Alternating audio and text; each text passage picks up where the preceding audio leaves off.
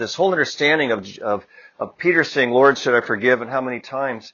And seven times, and he thought he was being generous, because then I don't have to forgive him anymore. But Jesus says 77, and sometimes it's translated 70 times 70.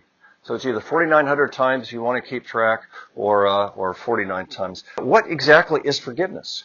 And how do we do that? That's not as easily understood as we think it would be. Does this mean that I need to forgive and forget? Well,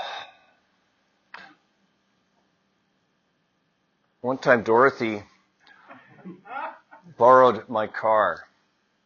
And I thought, well, she's a pretty reliable person. So I said, okay, here's the keys. And what I found out later is that she went joyriding and abandoned it in San Francisco. And I finally, after working at it, I was able to forgive her. But if she asked to borrow my car again, do you think I'm going to loan her the keys? Give her the keys?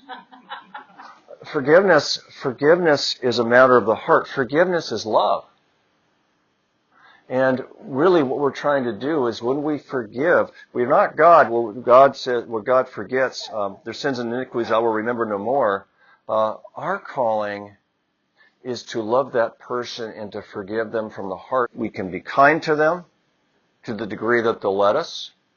We can be compassionate. Jesus says, love your enemies, pray for those who persecute you, bless those who despitefully use you. We can be generous to those people, but at the same time, we realize we can only can love and forgive to the degree that Christ is in us. That's why Jesus says this, forgive us our trespasses as we forgive those who trespass against us. In other words, every time we pray the Lord's Prayer, you have to remind yourself to forgive that person again and again and again, because some things are hard to get over. Is this making sense what I'm saying? Forgiveness is an activity that we never are through with while we're in this life. But at the same time, this is what is the most important. If you really want to forgive somebody, you no longer keep picking at them in your mind, in your heart. You don't criticize them. You don't look for things, and you don't think about things when you're washing the dishes of what you should have said here or there or the other time. This is what you do instead. You pray for them. You pray for them.